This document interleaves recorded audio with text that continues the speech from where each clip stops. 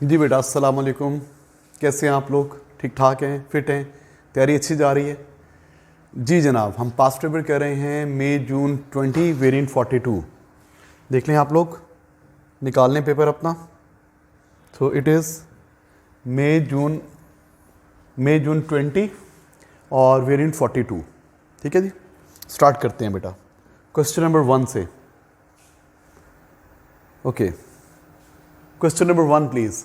Define gravitational potential at a point. क्या होता है gravitational potential at a point? 1 kg mass को, unit mass को इन्फिनिटी से किसी पॉइंट तक लाने के लिए जितना वर्क डन करना पड़ता है, it is a work done in moving a unit mass from infinity to a point within the gravitational field is called gravitational potential at that point. अच्छा, अभी नेक्स्ट पॉइंट आता है आप लोग।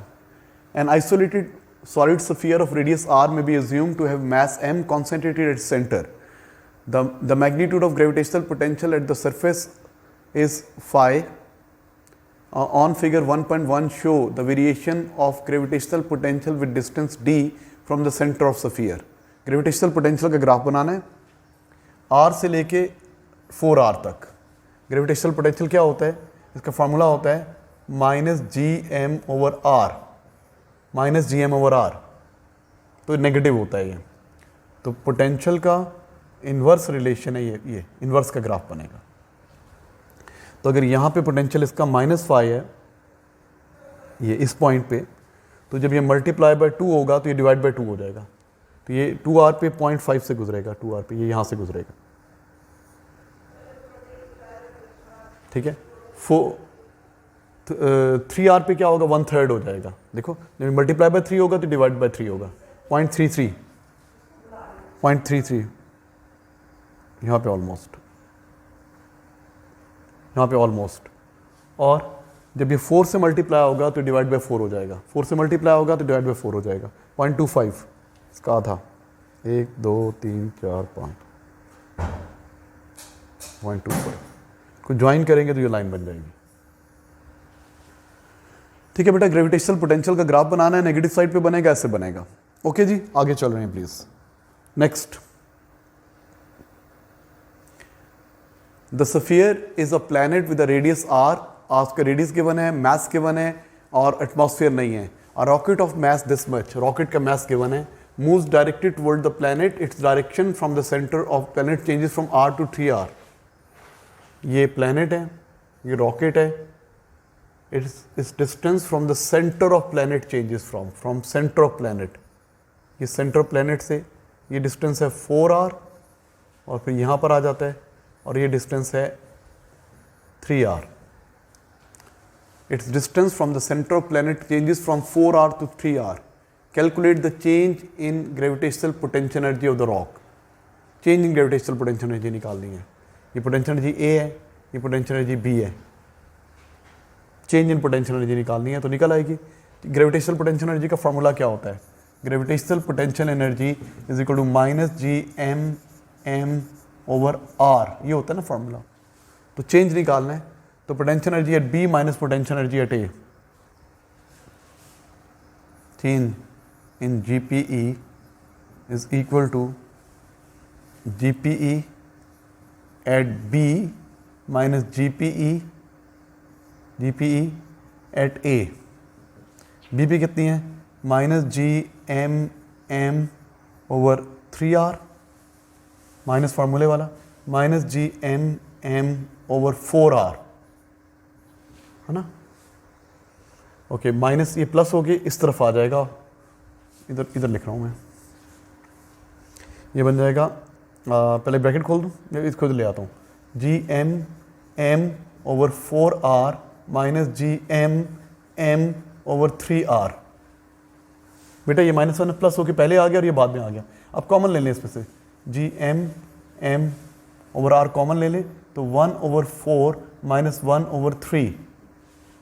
ठीक है, अब वैल्यूज डाल रहा हूँ, सारी वैल्यूज डाल रहे हैं हम यहाँ पे। हमारे पास g की वैल्यू है 6.67 × 10⁻⁻11। मास ऑफ अर्थ कितना है? Mass of planet 6 × 10⁻24 multiply by mass of rocket कितना है? 3.4 × 10⁻3। ओवर रेडियस कितना है, radius r to r is 6.4 into 10 power 6 और ब्रैकेट के अंदर क्या है 1/4 माइनस 1/3, ये माइनस आंसर आएगा। ले अब माइनस लिखे अनलिखे मैटर नहीं करता है, जरा मुझे चेक करने थे आंसर कितना आ रहा है। मेथड तो यही है बेटा,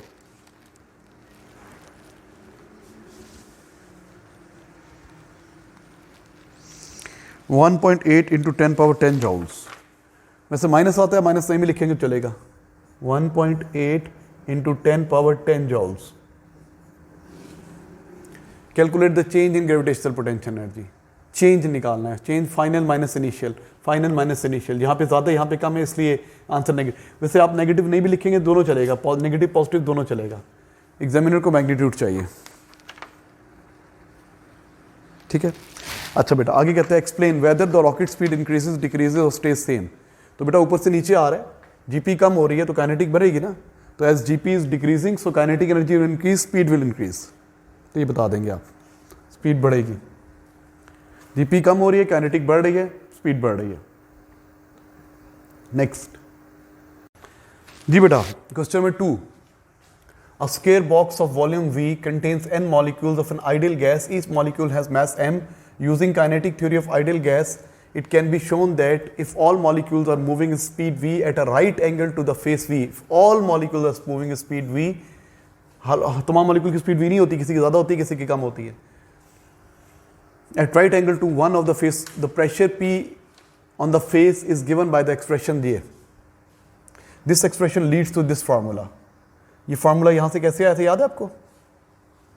ये 1 डायमेंशन में स्पीड है ना, ये 3 डायमेंशन में होती है रिजल्टेंट स्पीड। आपको पता है रिजल्टेंट स्पीड कैसे, हमने क्या पता आगे यूज़ हो, ये इक्वेशंस की बात कर रहा है ना, ये आगे यूज़ होगा, मैं थोड़ा रिलेशन बता दूँ आपको। हमने पढ़ा था पाइथागोरस थ्योरम। अगर वेलोसिटी v है, इसका एक कॉम्पोनेंट ये होता है, एक कॉम्पोनेंट ये होता है, ये होता है vx, ये होता है vy। क्या रिलेशन होता है? v square is equal to vx का स्क्वायर प्लस vy का स्क्वायर। पढ़ा हुआ है ना आपने 2 डायमेंशन में पाइथागोरस थ्योरम। अगर 3 डायमेंशंस में है, 3 डायमेंशन में मतलब ये है कि बॉडी 3D मूव कर रही है, बॉक्स है यूं करके, असल में वेलोसिटी इधर को है, ये कोई ये है c रिजल्टेंट स्पीड। अब इसके 3 कंपोनेंट बनते थे, इसके 3 कंपोनेंट बनते हैं, 1 component along x axis, 1 y axis, 1 z axis, और इस पे पाइथागोरस थ्योरम एप्लीकेबल है। यहाँ पे पाइथागोरस थ्योरम क्या होता है? रिजल्टेंट स्पीड को बोल रहा हूँ c square is equal to vx का स्क्वायर प्लस vy का स्क्वायर प्लस vz का स्क्वायर। अच्छा आपको पता है हर फेस पे प्रेशर इक्वल है, तो जितना vx की एवरेज वैल्यू है उतने vy की एवरेज वैल्यू उतनी vz की एवरेज वैल्यू है, तो हम कह सकते हैं c square is equal to 3 times vx का स्क्वायर। भाई vx is equal to vy is equal to vz, हर में प्रेशर सेम होता है, तो फिर vx किसके इक्वल आ गया था? एक डायमेंशन का स्क्वायर किसके इक्वल हो गया था? 1/3 ऑफ स्क्वायर स्पीड, 1/3 के इक्वल हो गया था। हमने ऐसे डिराइव किया था। अच्छा पूछ क्या रहा है? 2 इक्वेशंस गिवन है आपको, explain how each of the following term in equation 2 is derived from equation 1। रो कैसे आया? तो यहाँ पे nm है और यहाँ पे 1/3 है, v भी है ना, तो अगर मैं इसको डिवाइड कर दूंगा, ये देखो ये p is equal to nm over capital V into V square, तो nm और v क्या बन जाएगा? टोटल मास और वॉल्यूम क्या बन जाएगा? डेंसिटी। तो बोलेंगे डेंसिटी क्या होती है? nm ओवर v, यही बता देंगे। अच्छा फिर ये 1/3 कैसे आया? तो आप बोलेंगे it is resultant speed, is resultant speed in 3 dimension, in 3D। v c square क्या है? v square is speed in 1 dimension. तो इनमें रिलेशन क्या हुआ?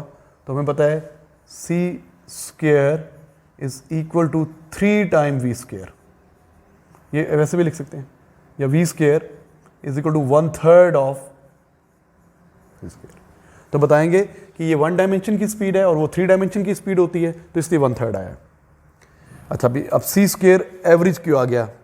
तो आप बोलोगे कि मॉलिक्यूल्स की सबकी सेम स्पीड नहीं है, यहाँ पे लिखा सबकी सेम स्पीड है, तो molecules have different speeds, molecules have different speeds, therefore we take average of squares, therefore we take average of squares of speeds. We take average of squares. क्या हो गया? Average of squares of speeds. We take average of squares of speed. ठीक है जनाब, थोड़ा challenging है obviously, एकदम से समझ में नहीं आता. अच्छा भाई, an ideal gas is volume V, pressure V, temperature T. Volume given है, प्रेशर गिवन है, टेम्परेचर गिवन है. The mass is 20.7. Calculate the mass of one molecule. आपको इस वॉल्यूम का मास पता है, एक मॉलिक्यूल का मास निकालना है. तो पहले क्या करेंगे, टोटल मास को नंबर ऑफ मॉलिक्यूल से डिवाइड कर देंगे. नंबर ऑफ मॉलिक्यूल्स कैसे आएंगे? नंबर ऑफ मॉलिक्यूल तो हमारे पास पी भी है, तो फॉर्मूला आता है ना आपको, P V is equal to N K T. Pressure है, यस, 3 इंटू 10 पावर 5. वॉल्यूम है 6 इंटू 10 पावर -3. एन निकालना है, के कितना होता है 1.38. ये क्या होता है, बोल्ट्जमैन कांस्टेंट, इंटू 10 पावर -23. और टेम्परेचर 17 सेल्सियस इन केल्विन मिलेंगे. 273 ऐड कर दें तो ये 290 बन जाएगा. यहाँ से एन आ जाएगा. फिर mass of one molecule, mass of one molecule कैसे निकालेंगे? टोटल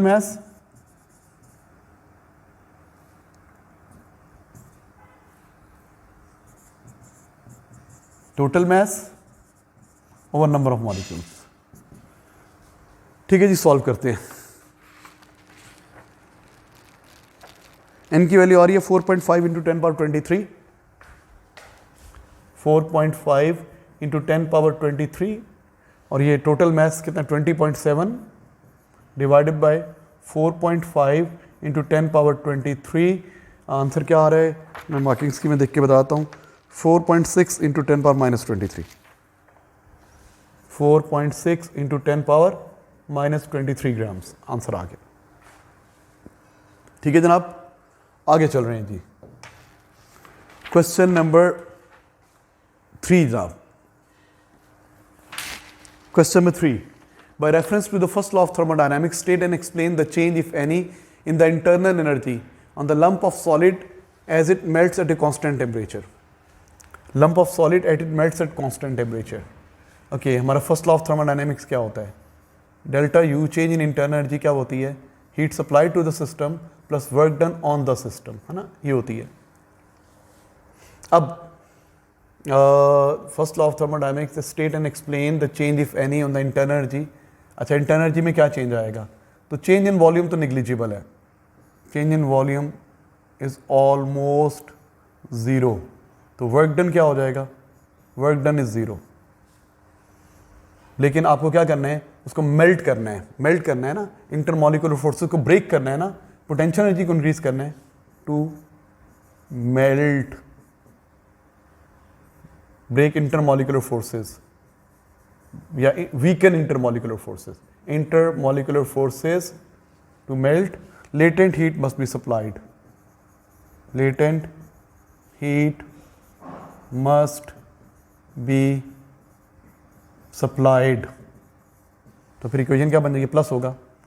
तो इसका मतलब क्या हुआ? Internal energy is positive, so it increases. So internal, ये प्लस क्यों है? तो आंसर प्लस आ रहा है. इसका आंसर इसके इक्वल है. ये भी प्लस है तो ये भी प्लस होगा. Internal energy is positive, so it increases. तो आप सिंपल बता सकते हैं, जब सॉलिड मेल्ट हो रहा है तो पोटेंशियल एनर्जी बढ़ रही है, तो potential energy of molecule increases. ये भी बता दें. अच्छा भाई, next. Some gas in a toy balloon, when the balloon burst and the thermal energy enters और लीव्स द सिस्टम. अच्छा, बैलून बर्स्ट हो रहा है, ये आपको पता है कि जब बैलून बर्स्ट होगा तो क्या होगा? हीट को आने जाने का टाइम नहीं मिलेगा. बैलून बर्स्ट होगा तो रैपिड चेंजेस है, ये तो जीरो होगा. तो डेल्टा यू किसके इक्वल होगा? Work done on the system. अब बैलून बर्स्ट होगा तो वॉल्यूम इंक्रीज होगा. Volume increases at once. Volume increases at once. उससे क्या होगा? Work done on is negative. Work done on is negative, volume बढ़ है ना, work done by is positive, work done on is negative, therefore internal energy decreases, therefore internal energy is negative, so it decreases. Basically temperature भी कम हो रहा है, expand हो रही है ना, टेम्परेचर डिक्रीजेस। तो ये बता देंगे आप सारा इसके बारे में। ठीक है जनाब, आता था आपको, मुझे पता ही है। Next question number 4 please. हाँ जी, पढ़ लें question number 4। A dish is made from a section of hollow glass sphere. The dish fixed to a horizontal table contains a small solid ball of mass 45 gram as shown. एक ball है, इसका मास 45 ग्राम है और ये surface है, dish है, यहाँ से रोल करेंगे ये ऑसिलेट करेगी। ठीक है, ये ऑसिलेशन से रिलेटेड लग रहा है, इसका मास 45 ग्राम है। ओके, ऊपर कर रहा हूँ साथ साथ। अच्छा, क्या कहते हैं? The horizontal displacement of the centre, horizontal displacement of ball from center C of dish is x. Initially the ball is held with the distance 3 centimeter, शुरू में 3 है। Okay, the ball is then released, the variation with time t, उसका horizontal displacement का graph given है। The motion is represented by this, with g is, ये सब कुछ लिखा हुआ है। Use figure 4.2 to show that angular frequency if the ball is 2.9. Angular frequency निकालनी है, एंगुलर फ्रीक्वेंसी निकालनी है। एंगुलर फ्रीक्वेंसी क्या होती है? 2πf या 2π/t। तो टाइम पीरियड निकाल लें।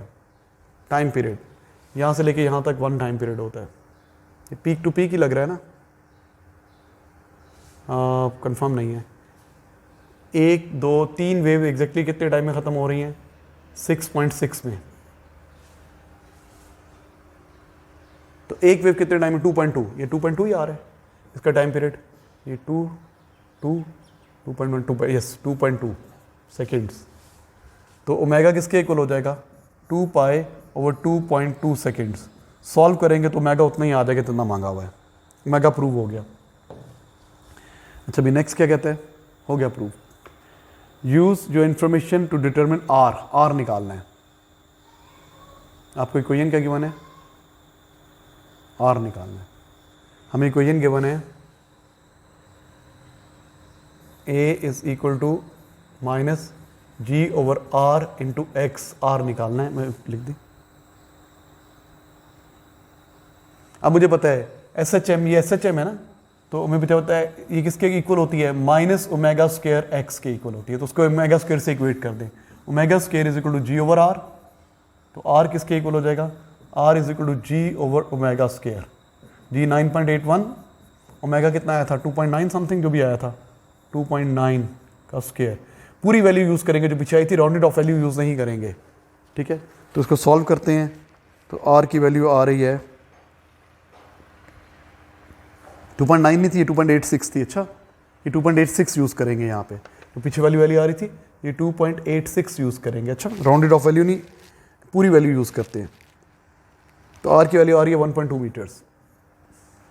Calculate the speed of the ball as passes to C. C mid point है, सी से गुजरती है, तो यहाँ पे मैक्सिमम स्पीड होगी। हमने क्या निकालना है? V0 निकालना है। तो क्या फॉर्मूला होता है? V0 is equal to x0 omega. x0 omega, omega भी है और x0 3 सेंटीमीटर था ना, मैक्सिमम डिस्प्लेसमेंट 3 था। ये 3 सेंटीमीटर है, मीटर में लेने -2। ओमेगा कितना है? 2.86 या 2.9 भी ले सकते हैं। ठीक है, तो ये स्पीड आ जाएगी बेटा। नेक्स्ट पार्ट, मल्टीप्लाई करेंगे तो स्पीड आ जाएगी ना। स्पीड कितनी आ रही है?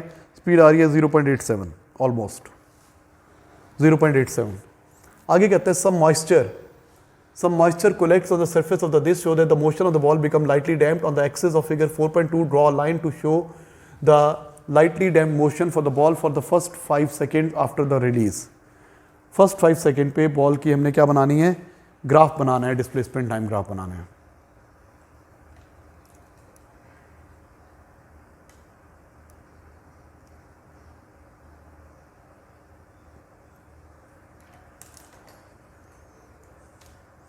बड़ा करूं तो क्या सही नजर आया आपको?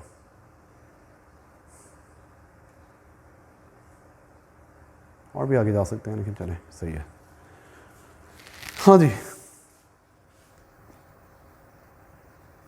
लाइटली डैम्प बनाना है तो क्या करें, पहले गाइडलाइन बना लें। पहले एम्पलीट्यूड कांस्टेंट था ना, अब एम्पलीट्यूड कांस्टेंट नहीं रहेगा, यूं करके यूं करके यूं करके यूं करके यूं करके यूं करके एक लाइन ऊपर लगा लें, यूं यहाँ तक लाइन, इसी को इधर mirror image.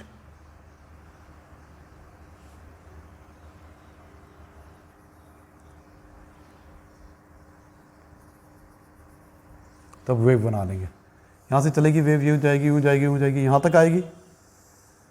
X intercept almost वही रहेंगे, लाइटली डैम्प्ड है तो टाइम पीरियड नॉर्मली चेंज नहीं हुआ, एंड सो ऑन, ऐसे ग्राफ बना देंगे लाइटली डैम्प्ड। ठीक है जनाब, इजी है, आगे चल रहे हैं। क्वेश्चन नंबर 5 देखिए, क्वेश्चन नंबर 5 अल्ट्रासाउंड से रिलेटेड है। हाँ जी, explain principle of detection of ultrasound waves from medical diagnosis. Detection कैसे करते हैं, तो क्या होते हैं, अल्ट्रासाउंड पल्सेस होती हैं रिफ्लेक्टेड अल्ट्रासाउंड पल्सेस होती हैं, वो पाइजो क्रिस्टल पे पड़ती हैं, कंप्रेशन उसको कंप्रेस करता है, रेयरफेक्शन उसको एक्सपेंड करता है, तो पाइजो क्रिस्टल क्या करता है, ऑसिलेट करता है, और जब ऑसिलेट करता है तो उसके क्रॉस ऑल्टरनेटिंग वोल्टेज इंड्यूस होती है। ऑसिलेट करने से पाइजो इलेक्ट्रिक इफेक्ट होता है ना, वोल्टेज आ जाती है ना, और ऑल्टरनेटिंग वोल्टेज आती है जिसको मेटेलिक इलेक्ट्रोड लगा के हम इलेक्ट्रिकल पल्स पे कन्वर्ट कर लेते हैं। ये बताना है आपने, ठीक है। सो मार्किंग स्कीम वाले पॉइंट्स मैं पढ़ देता हूँ। अल्ट्रासाउंड पल्सेज हैं, are incident on quartz crystal, piezo crystal भी कह सकते हैं।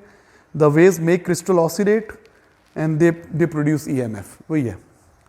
By reference to specific acoustic impedance, why there is very little transmission of ultrasound waves from air to skin?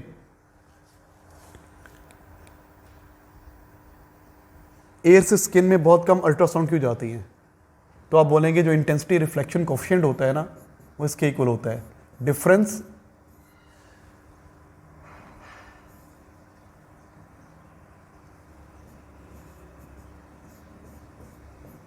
Acoustic impedance का, डिफरेंस ओवर सम का square. तो क्या होगा, आप बोले स्किन और एयर में इनके एक्यूस्टिक इम्पिडेंस में बहुत ज़्यादा डिफरेंस है, हाई डिफरेंस, आप पूरा लिखिएगा, high difference between acoustic impedances. So high difference है, हाई डिफरेंस बिटवीन इम्पिडेंसेस, उससे क्या होगा, मोर रिफ्लेक्शन, ये रिफ्लेक्शन ज़्यादा होगी यार, ये बड़ा आंसर आएगा, इसलिए लेस ट्रांसमिशन।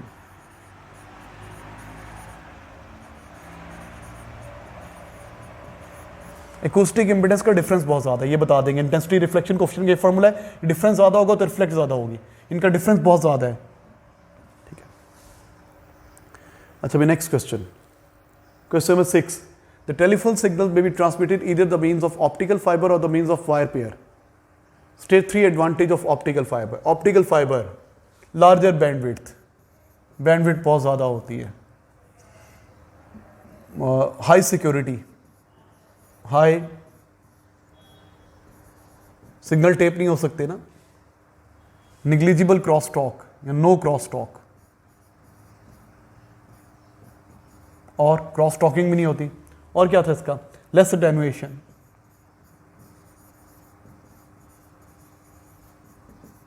लो नॉइज भी कह सकते हैं, लेस एक्सटर्नल इंटरफेरेंस, बहुत सारी चीज़ें हैं जी जनाब, ये पता ही है हमें। उसके बाद क्या कहते हैं जनाब, it is propose to transmit a signal over a distance of this much by the means of optical fibre, the input by optical fibre बना रहा हूँ, ये ऑप्टिकल फाइबर है, हमने इतने डिस्टेंस पे, कितना डिस्टेंस है 4.5 × 10⁻³ किलोमीटर, ये ऑप्टिकल फाइबर बनाया मैंने। द इनपुट पावर, यहाँ पे जो पावर दे रहे हैं वो है 9.8 मिली का मतलब होता है 10⁻³ watts. For this signal to noise the minimum signal that can be detected the output is this, यहाँ पे जो मिनिमम सिग्नल है, power minimum 6.3 × 10⁻17 watts. For this signal to noise ratio given है, SN रेशियो गिवन है 21 dB। करना क्या है, the background noise निकालनी है, minimum signal to noise ratio given है तो मिनिमम पावर यूज करेंगे, ये यूज करेंगे, तो क्या आ जाएगा SN रेशियो इन dB क्या होती है 10 log signal to noise.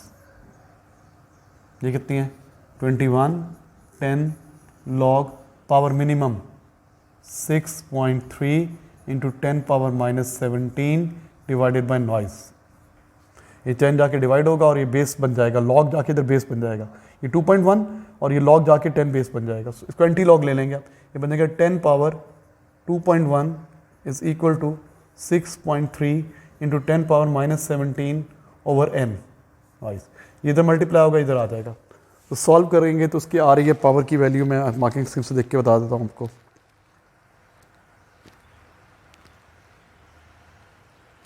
5 into 10 power -19, 5 into 10 power -19, easy था।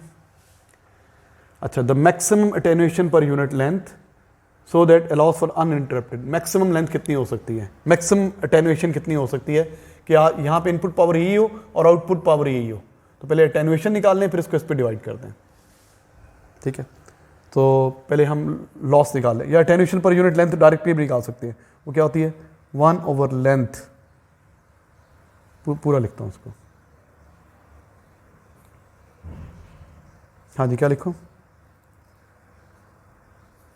attenuation per unit length is equal to 1 over length 10 log बड़ी पावर और छोटी पावर।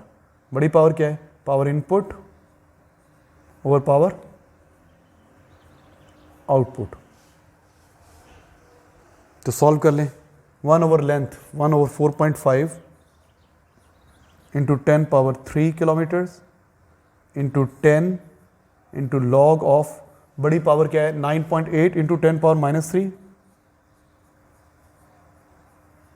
ओवर आउटपुट ये चाहिए आपको 6.3 इंटू 10 पावर -17 कि मैक्सिमम इतना लॉस हो जाए कि बस आपको कम से कम इतनी पावर तो मिल जाए ना। अगर आपको कम से कम इतनी पावर मिल रही है तो मैक्सिमम लॉस है, अगर इससे ज़्यादा मिल रही है तो फिर मैक्सिमम लॉस नहीं है। आपने maximum attenuation per unit length निकालनी है। इसको सॉल्व करते हैं, कैलकुलेटर यूज़ करेंगे, इसको सॉल्व करेंगे तो हमारा आंसर आ रहा है 0.032 dB पर किलोमीटर, 0.032 dB पर किलोमीटर। ठीक है, इसको सॉल्व करेंगे तो आ जाएगा। मैक्सिमम लॉस के लिए आप सिग्नल की मिनिमम वैल्यू यूज करेंगे। Question number 7 please, question number 7 देखें जी। हाँ जी, a metallic sphere of radius r is isolated in space. The point P is a distance x from the center of sphere. The variation with distance, the electric field strength का graph given है आपको। देखो, surface के अंदर तक electric field strength 0 होती है, उसके बाद यहाँ तक होती है। State what is meant by electric field strength, it is force acting per unit positive charge. उसके बाद क्या कहते हैं, use your figure 7.2 to determine the R बताना है। रेडियस कहाँ तक है, जहाँ तक इलेक्ट्रिक फील्ड स्ट्रेंथ 0 है। With in the metallic sphere electric field strength 0 होती है, तो यहाँ तक 0 है ना, यहाँ तक, तो उसका रेडियस कितना होगा, ये 4 है, ये दरमियान में क्या होगा 5, 1 2 3 4 5, जहाँ पे 5 होगा। तो एक डब्बा किसके इक्वल है, 2 के इक्वल है। 4.2 4.4 4.5, तो इसका रेडियस कितना है 4.5 सेंटीमीटर। तो रेडियस है 4.5 सेंटीमीटर, इसका रेडियस जहाँ से चेक कर लिया 4.5 centimetre. Use figure 7.2 to determine the charge on the sphere. अब चार्ज निकालना है, चार्ज निकालना है।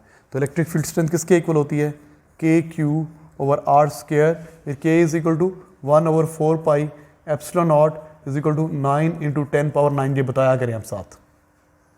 ई सरफेस के ऊपर ले लेते हैं, रेडियस पता है, सरफेस के ऊपर ई की वैल्यू चेक करें, मैक्सिमम वैल्यू है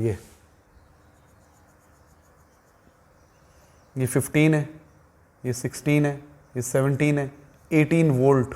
18 इंटू 10 पावर 5 भी आएगा साथ, 18 into 10 power 5,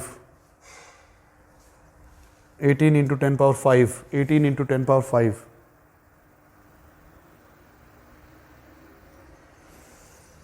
E is equal to के क्यू ओवर आर स्क्वायर, ये 18 इंटू 10 पावर 5, के आपने अलग से बताया था ना, के किसके इक्वल है 1/4 पाई एप्सिलॉन नॉट 9 इंटू 10 पावर 9, अलग से ज़रूर बताया करें।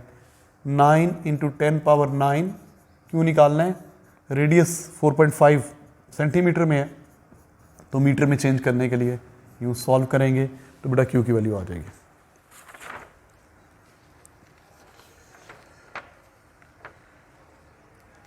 क्यू की वैल्यू कितनी है 4.1 into 10 power -7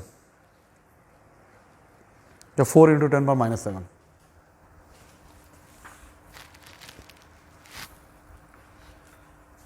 four into 10 power -7 answer आ रहा है कूलम्स।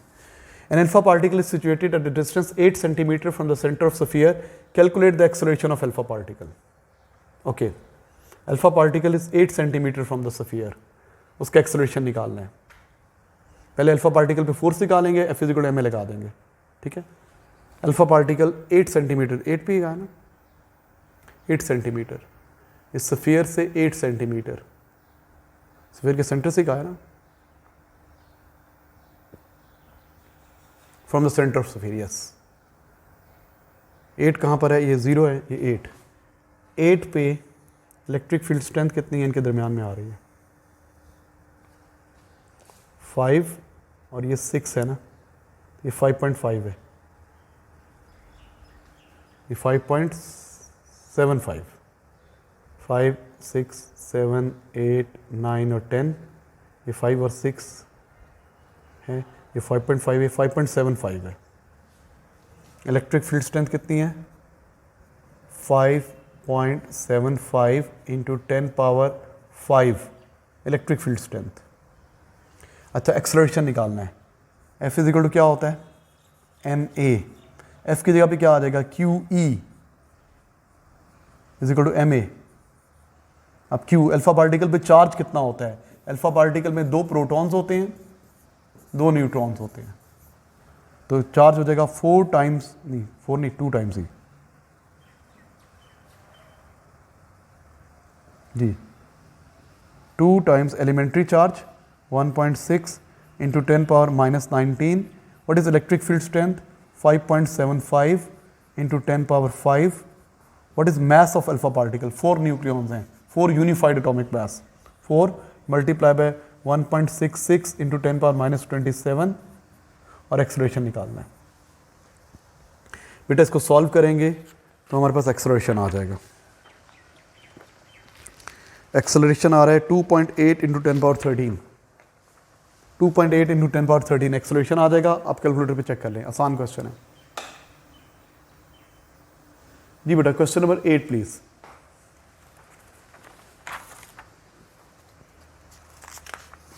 जी क्या कहते हैं question number 8, an ideal operational amplifier is connected to a load resistor.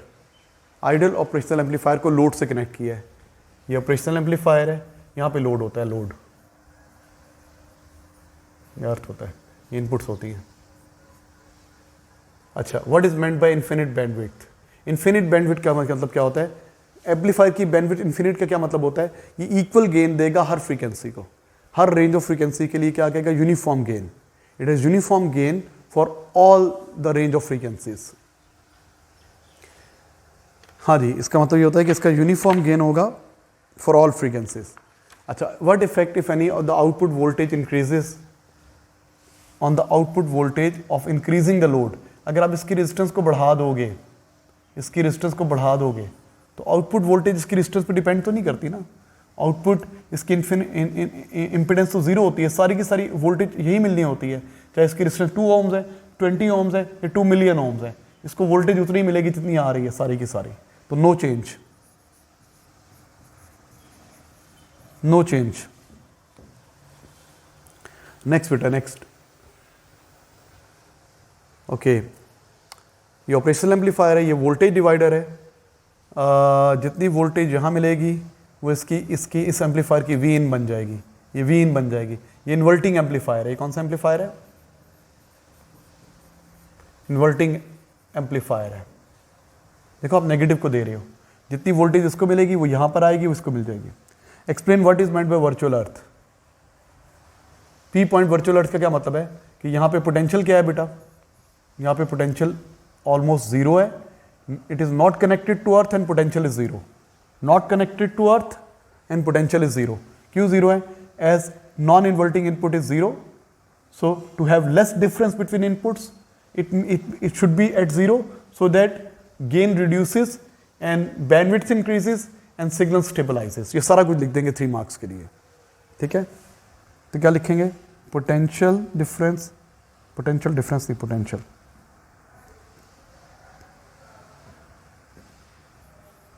Potential at P is 0 and it is not earth.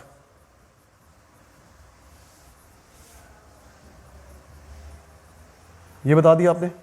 फिर आपने बताना है non inverting input is 0,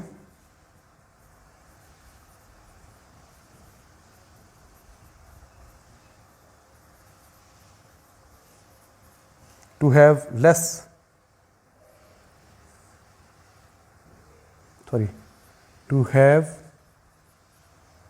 less difference in inputs, less difference delta V in P must be 0. उससे क्या हो जाएगा? Now the gain reduces, gain decreases, bandwidth increases, और क्या था? Signal stabilizes. Signal stabilizes.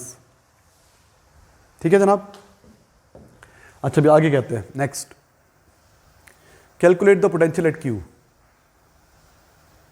Potential at Q वही है जो इसको मिल रही है वोल्टेज, इसको वोल्टेज मिल रही है. तो वोल्टेज डिवाइडर रूल लगा लें. वोल्टेज डिवाइडर रूल, इसकी वोल्टेज किसके इक्वल है? 40 ऊपर, 40 + 1 40, 40 + 1 10 सॉरी, नीचे इंटू 1.5, 40 ओवर 150 इंटू 1.5, 0 0 से कट गया, ये 10 टाइम्स, ये 0.4 आ रहा है, 0.4 वोल्ट, 0.40 वोल्ट. टू पहला पार्ट हो गया. अब ये जो 0.04 वोल्ट है, इसको इनपुट, ये इसकी इनपुट बन गई है. इसकी इनपुट जो यहाँ वोल्टेज है वही इसको आ रही है. इसकी इनपुट वोल्टेज कितनी है? 0.40 वोल्ट इसको मिल रही है. अच्छा जनाब, आगे क्या कहते हैं नेक्स्ट. एट टेम्परेचर 13 डिग्री इसकी रेजिस्टेंस 230 किलो ओम्स है, थर्मिस्टर की रेजिस्टेंस. आपने आउटपुट वोल्टेज निकालनी है. 13 पे 230 है. अच्छा, 13 डिग्री सेल्सियस पे ये 230 है किलो ओम्स. आपने आउटपुट वोल्टेज निकालनी है. तो पहले गेन निकालें. इसका गेन किसके इक्वल होता है? इसका गेन होता है -RF/RIN. ठीक है, आप डायरेक्टली भी निकाल सकते हैं, डायरेक्टली फार्मूला लिखते हैं, लेकिन चले 230 + 100 ये हो जाएगा 330 -/150. गेन आ जाएगा. फिर वी आउट किसके इक्वल होता है? Gain into input. गेन ये आ गया -330 over 150 into what is input? 0.040. Answer negative something आएगा.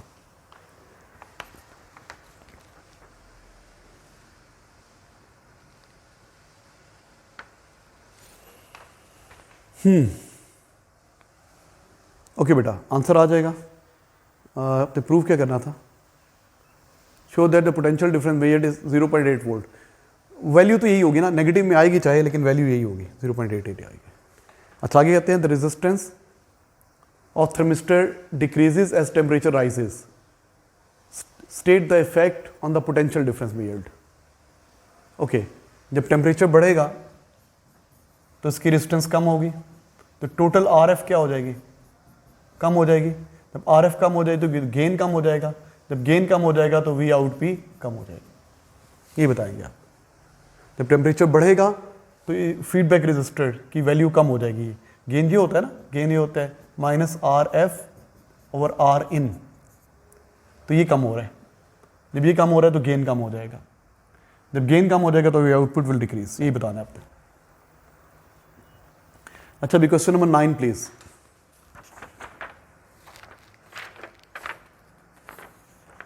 Question number 9.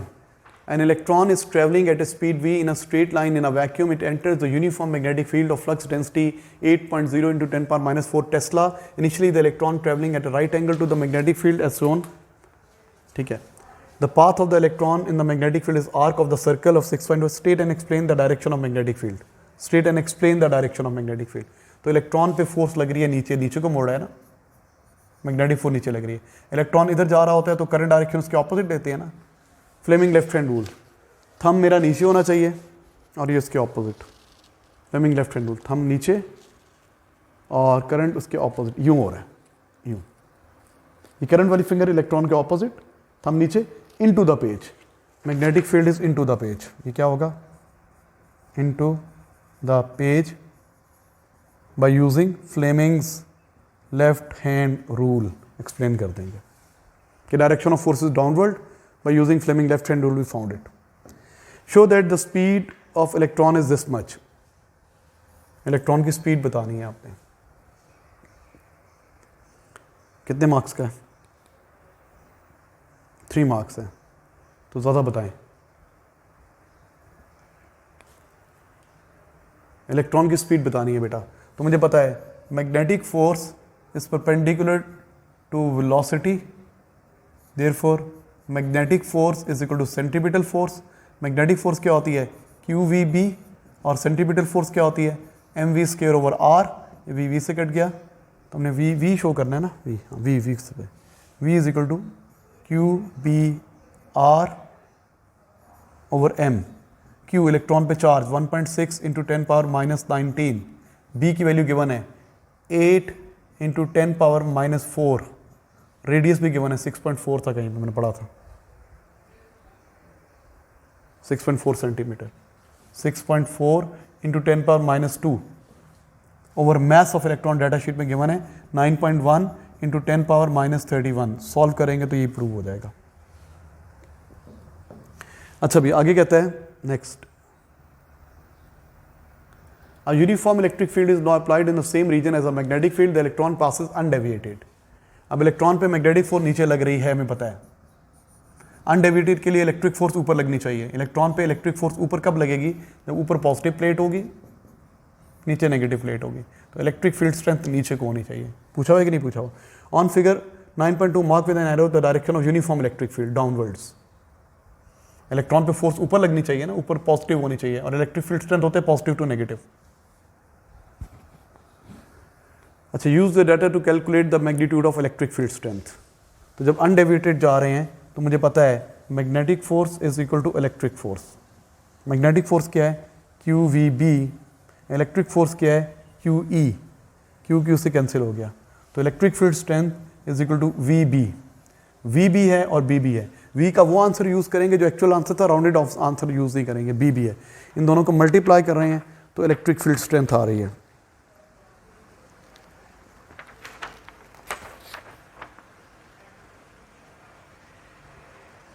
Seven 7.2 into 10 power 3, 7.2 into 10 power 3 method, ये आंसर चेक कर लीजिएगा प्लीज, ठीक है? कॉपीड? ओके, नेक्स्ट आगे चल रहे हैं। An electron is now replaced by alpha particle traveling with the same speed along the same initial path. Describe and explain the shape of the region. अब electron की जगह alpha particle है। Okay, electron पे force नीचे लग रही थी, magnetic force, और इलेक्ट्रिक ऊपर लग रही थी, अनडेविएटेड गया। ओके, और क्या था, F M is equal to F E, ये था Q V B is equal to Q E. तो चार्ज का इफेक्ट तो वैसे ही कैंसिल हो जाता है, और सेम स्पीड से आ रहा है, ठीक है? इलेक्ट्रिक फोर्स मैग्नेटिक को बैलेंस कर लेगी। तो अगर अल्फा पार्टिकल आएगा, उस पर पॉजिटिव चार्ज है, उस पर मैग्नेटिक फोर्स ऊपर लगेगी, इलेक्ट्रिक फोर्स नीचे लगेगी, ठीक है?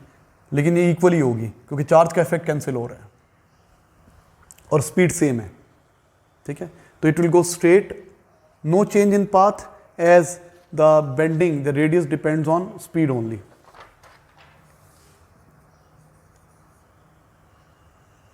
Radius depend on speed only, ठीक है ना। So radius depends on speed only, ये बताएंगे। स्ट्रेट जाएगा वो, ये लिखने की जरूरत नहीं है, बस अल्फा पार्टिकल स्ट्रेट जाएगा। State Faraday law of electromagnetic induction. Next question, क्या होता है Faraday law of electromagnetic induction? The EMF induced is directly proportional to the rate of change of magnetic flux, पता है हमें। Next, simple iron core transformer, ये है जी iron core है और ये आपको नजर आ रहा है। State one function of transformer, ये क्या करता है?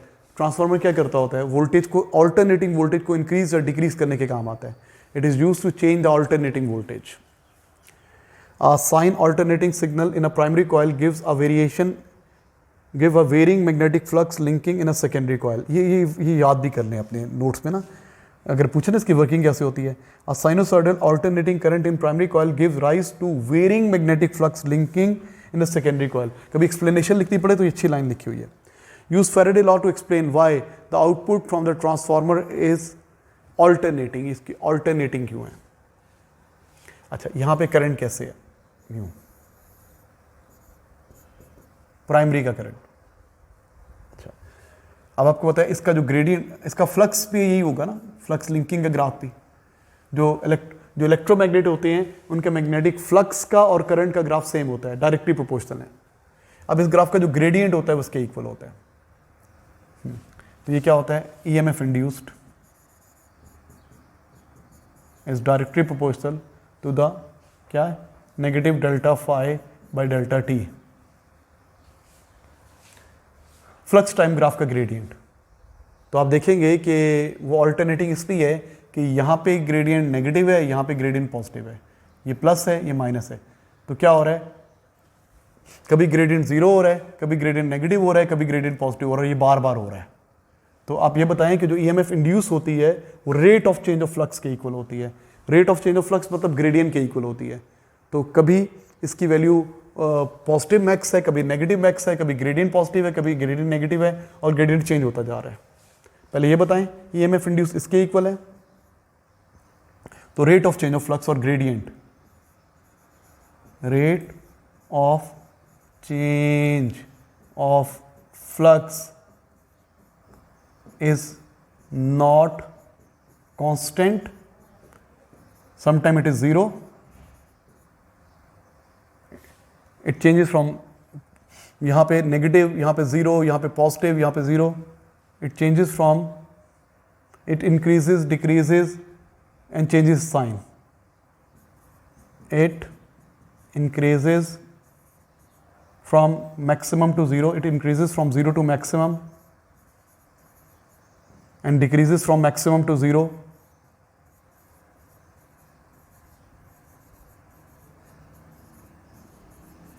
you know, and changes sign, कभी ग्रेडियंट पॉजिटिव, कभी gradient negative.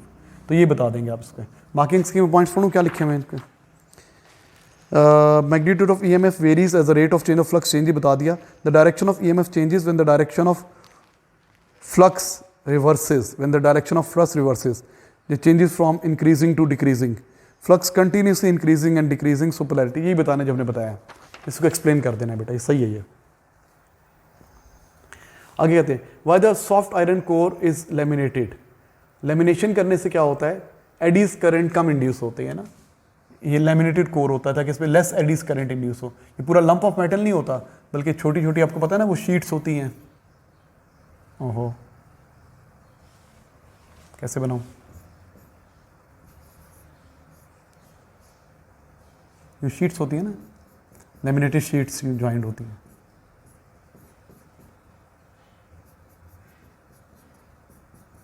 Laminated sheet joint होती है ताकि लेस एडीज करंट आए, लेस हीटिंग इफेक्ट आए, लेस एनर्जी लॉसेस हो। ठीक है, less heating effect, less energy losses. अच्छा, अभी question number 11 please. The uppermost energy band in a solid are known as Willis band, the forbidden band and conduction band। A copper wire is at room temperature. Use band theory to explain why the resistance of copper wire as the temperature increases. तो आप conductor है तो बोलोगे इसमें जो conduction band होता है और जो वेलेंस बैंड होता है ये ऑलमोस्ट ओवरलैप करते हैं, ये ऑलमोस्ट ओवरलैप। यहाँ पे फॉरबिडन बैंड नहीं होता, निग्लिजिबल होता है, जीरो होता है, फॉरबिडन बैंड होता ही नहीं है। तो जितने भी इलेक्ट्रॉन्स हैं वो समझे they are available for conduction, all electrons are available for conduction, all valence electrons are valence electrons are available for conduction, available for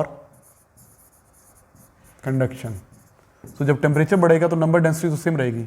When temperature increases, number density stays same almost,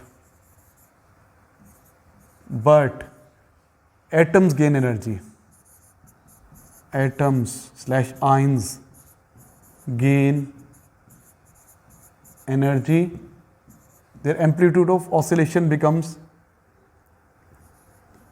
amplitude of oscillations increases. They collide and scatter the electrons और hindrance पैदा करते हैं electron की movement में. They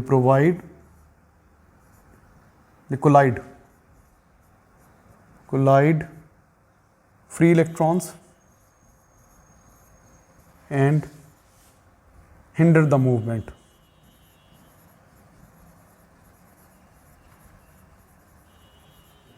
Of electron, hinder the movement of electrons. ये बताना है आपने, ठीक है. अच्छा बेटा, next, the structure of copper crystal is to be examined using electron diffraction. Electrons हैं being accelerated from rest through a potential difference V are incident on a crystal. The de Broglie wavelength is this much. Calculate the accelerating potential. Okay, मुश्किल question है. Accelerating potential निकालना है. De Broglie wavelength क्या होती है? H/mv.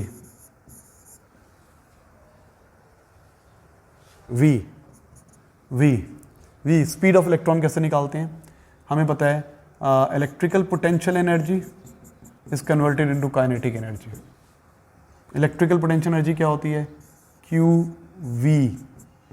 Kinetic energy क्या होती है? Half mv square. यहाँ से V को सब्जेक्ट बना के इधर डालो, हो जाएगी V को सब्जेक्ट बना के.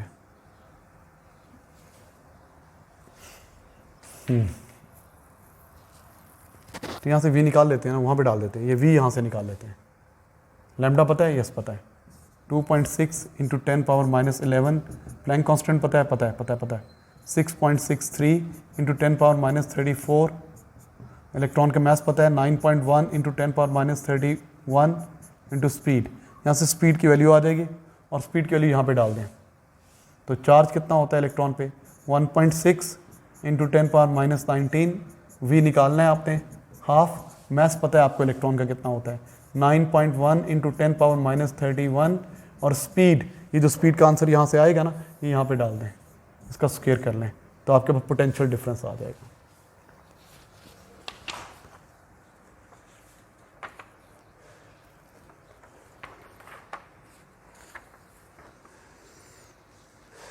हाँ जी, इलेक्ट्रॉन की पहले स्पीड निकाल ली.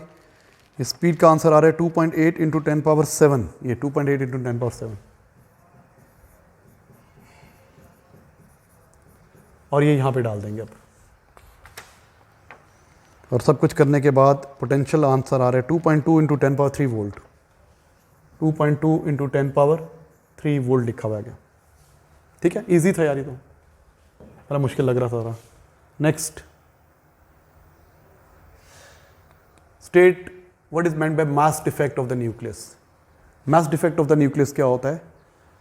It is a difference in masses of sum of mass of protons and sum of mass of neutrons and the mass of nucleus. It has difference in masses of products and reactants. इसके products क्या होते हैं? Nucleus खुद होता है. और इसके reactants क्या होते हैं? प्रोटॉन्स एंड न्यूट्रॉन्स होते हैं. तो mass defect क्या होता है? Mass defect is equal to sum of mass of protons plus sum of mass of neutrons minus mass of nucleus. Minus mass of nucleus. इसको स्टेट में बता सकते हैं. जी बिल्कुल ऐसा ही है, इसको स्टेटमेंट में बता दें। Some message are shown show that the energy equivalent of 1 joule is 934।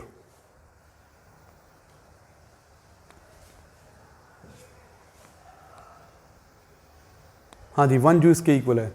तो आपको पता है एनर्जी किसके इक्वल होती है, delta M C square. Energy निकालनी है हमने, डेल्टा एम ये 1 जूल है, 1 केजी में लेंगे, 1.66 इंटू 10 पावर माइनस 27 इंटू सी स्क्वायर 3 इंटू 10 पावर 8 का होल स्क्वायर, ये आंसर जॉल्स में आ जाएगा।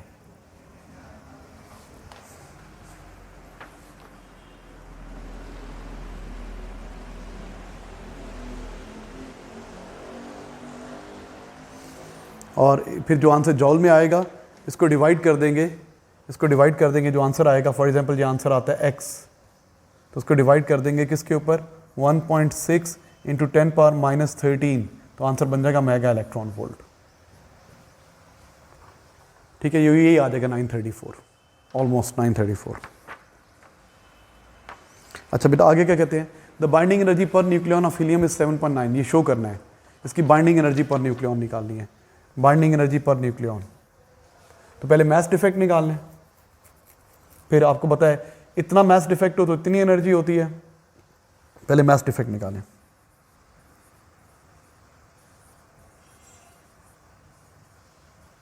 क्या होता है, कितने प्रोटॉन्स होते हैं हीलियम में, 2 proton 2 neutrons, 2 protons 2 neutron.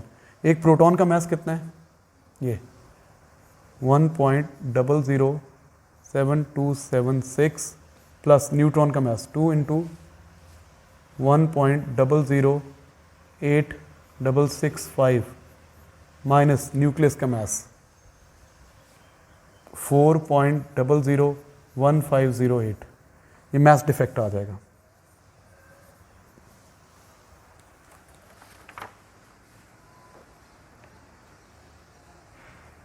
Zero point zero three zero three 0.0376।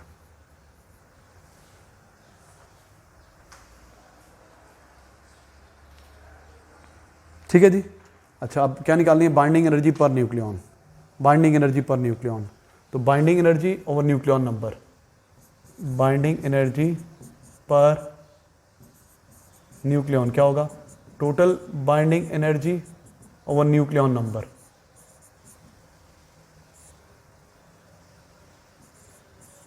Total binding energy क्या होगी, delta M C square over. अच्छा मैं से भी टोटल बाइंडिंग एनर्जी ऐसे नहीं, और न्यूक्लियन नंबर 4 है, 4 पे डिवाइड होगा, 4 पे डिवाइड होगी total binding energy. Total binding energy ऐसे भी निकाल सकते हैं, मास डिफेक्ट 1 जूल है तो एनर्जी इतनी है, अभी मास डिफेक्ट इतना होगा तो एनर्जी कितनी होगी, हम इसको ऐसे भी निकाल सकते हैं। सिंपल, इससे 934 से मल्टीप्लाई कर लें, मास डिफेक्ट को 934 से मल्टीप्लाई कर लें, ये कितना आ जाएगा 0.030376 मल्टीप्लाई बाय 934 डिवाइडेड बाय 4, हम ऐसे भी निकाल सकते हैं। आपको पता है ना इतने यू की इतनी एनर्जी है, इतना मास डिफेक्ट हो तो ये एनर्जी है, अब ये मास डिफेक्ट होगा तो कितनी एनर्जी होगी, रेशियो प्रोपोर्शन से सिंपल निकालने, वो टोटल बाइंडिंग एनर्जी आ जाएगी, उसको न्यूक्लियन नंबर पे डिवाइड कर दें तो बाइंडिंग एनर्जी पर न्यूक्लियन आ जाएगी जो हमने प्रूव करनी है। अच्छा आगे क्या कहता है, the isotope of hydrogen have binding energy less than 3, hydrogen के isotope suggest why the nucleus of helium does not spontaneously break down to become this much। Spontaneous reaction वो पॉसिबल होते हैं जो आपको लो एनर्जी स्टेट पर लेके जाते हैं, तो इसकी बाइंडिंग एनर्जी ज़्यादा है ना, हीलियम की बाइंडिंग एनर्जी पर न्यूक्लियन ज़्यादा है ना, it is more stable, it is more stable. और तो इसको ये खुद से नहीं होगा, इट इज़ नॉन स्पॉन्टेनियस, ये नॉन स्पॉन्टेनियस होगा, एनर्जी सप्लाई करनी पड़ेगी। और भाई हाइड्रोजन की बता दें, हाइड्रोजन की क्या है H2, बाइंडिंग एनर्जी क्या है लेस, तो ये इट इज लेस स्टेबल, तो नॉन स्पॉन्ट, तो एनर्जी मस्ट बी, जो नॉन स्पॉन्टेनियस होते हैं क्योंकि वो हाई एनर्जी स्टेट पे जा रहे हैं, ये लो एनर्जी स्टेट पर है, ये लेस स्टेबल है, तो ये हाई एनर्जी स्टेट के लिए एनर्जी मस्ट बी सप्लाइड, खुद से नहीं होगा, एनर्जी मस्ट बी सप्लाइड। जब भी आपने बाइंडिंग एनर्जी कम करनी होती है, एनर्जी सप्लाई करनी पड़ती है। बाइंडिंग एनर्जी कब बढ़ती है? जब एनर्जी रिलीज हो, एनर्जी रिलीज होती है तो बाइंडिंग एनर्जी बढ़ती है। आपने बाइंडिंग एनर्जी कम करनी है, इसकी ज़्यादा है, हाइड्रोजन की कम है, आपने बाइंडिंग एनर्जी कम करनी है तो एनर्जी सप्लाई करनी पड़ेगी। तो जब एनर्जी सप्लाई करनी पड़ती है तो वो स्पॉन्टेनियसली होता है, वो स्टिमुलेटेड होता है। सही है, ऐसे बता देंगे। ठीक है जी, हो गया। Thank you students.